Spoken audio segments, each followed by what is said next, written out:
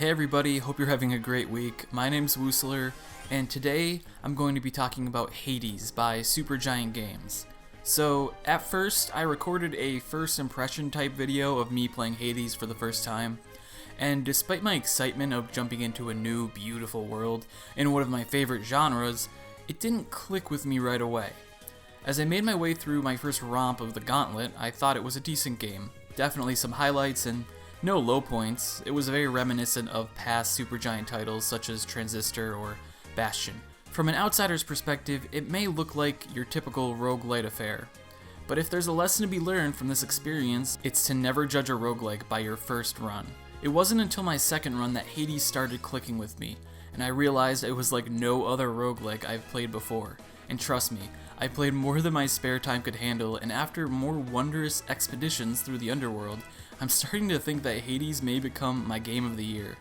Hades is such a delightful surprise to me, as this game was not really on my radar. So what is Hades and why am I praising it?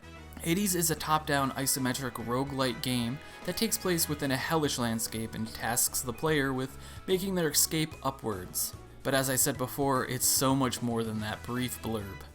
The entire game is inspired, influenced, and built around Greek mythology, with Supergiant putting their modern spin and realization of those gods, goddesses, and lore. You play as the Prince of the Underworld, Zagreus, who is, to put shortly, more than tired of his father Hades, and wishes to free himself from his dad's apparently inescapable domain, the Underworld. He seeks to make his way to Olympus, joining his many uncles, aunts, and cousins, as well as to seek other important mysteries of his life. Not to spoil anything for you. I would also like to mention I was extremely ill-versed in Greek mythology before playing, and for someone like me, whose second least favorite subject was history in school, right next to math, Hades uses the mythology in an engaging and entertaining manner, injecting the history well and absolutely adding to the game in many aspects.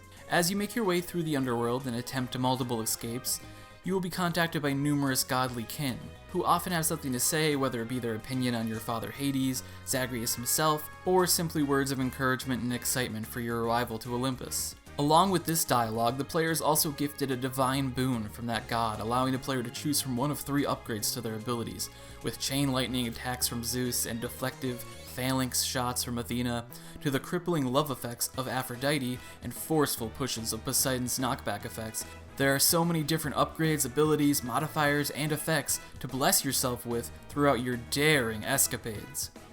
It would be a shame not to mention the various iconic weapons once utilized by the gods in Zagreus' arsenal, all sporting different attacks and really cementing each as a unique playstyle, changing which upgrades and abilities complement the arm in question. Now back to the dialogue and story, because this is the most story-rich roguelike I've ever played, and Hades feels like a living and growing world and a real adventure with progression, despite its roguelike roots of dying and starting anew.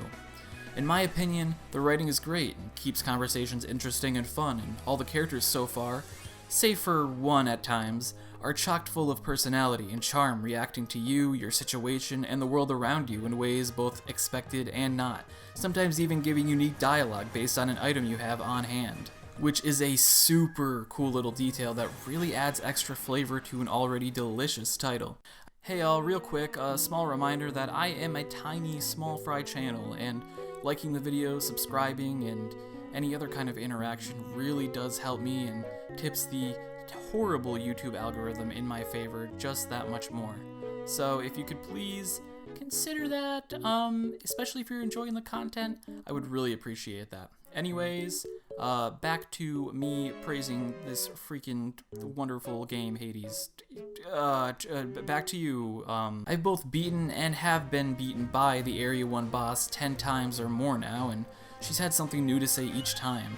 From what I've heard, Hades has more than 1,000 different lines of dialogue, ensuring that on top of the gameplay mechanics that offer a unique experience for every run, like all roguelikes surely do, story elements will also add to this unique factor, keeping things much more intriguing, especially for those with a love for narrative in games, or those who find roguelikes to be uninteresting or unrewarding in that aspect. This also carries over to your downtime in Hades. When you perish during a run, you return home to the House of Hades, where many a story event will happen, new dialogues will be had, upgrades invested, house editions started, and more.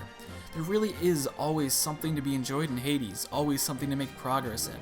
You can also build and strengthen relationships with characters, offering more lore blurbs about them in your codex, or even receiving gifts from them, usually when you offer them a certain godly nectar. Those aspects just discussed are surely Hades' strongest parts, but the audio and visual aspects do not pale in comparison. The art style is vibrant with deep colors and thick black lines. Every landscape looks beautifully hand-drawn, and speaking of hand-drawn, the character renditions during dialogue are stylish and gorgeous, and a pleasure to see each time you interact with a character. I will say the 3D renders of some characters in top-down view do look a bit odd at times, especially when compared to the backdrops and 2D renditions, but smooth and fluid animations more than make up for this minor qualm. Now on the audio front, impacts, bashes, and booms all sound as they should and don't leave attacks or environments feeling lifeless. Each voice actor gives an awesome performance that makes me always look forward to interacting with every goddess and god and everyone in between. Even Zagreus' Credo-esque boy father.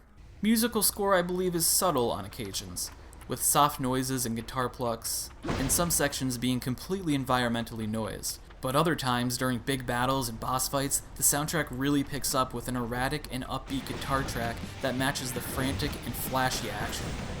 As a few extra side notes to throw in, enemy design is varied and great, one of my favorites being a soldier unit who when killed their soul remains, and if that soul makes it to a spirit weapon, can be reborn with that weapon type. Boss fights are challenging, but fair and fun, with plenty of attack patterns but also openings for the player, each feeling different but more challenging than the last. And of course, there's a ton of upgrades and level ups and just all sorts of different progressions that a long-lasting roguelike should have, on top of all the story and lore progression that Hades offers. All in all, Supergiant Games showed me with their game Hades that a roguelike title can be so much more than what many, including myself, limit themselves to thinking, and what years of hard work and passion can do to not only create a memorable experience, but also breathe new life into an overplayed and oversaturated genre, and even set a new bar for it. Thanks for watching this video. If you want to support me, please click the like button, subscribe, and chat with me in the comments. Every little bit helps a small fry like myself. I post new videos every 2 weeks, and sometimes more often than that. I hope you have a chill week. Adios.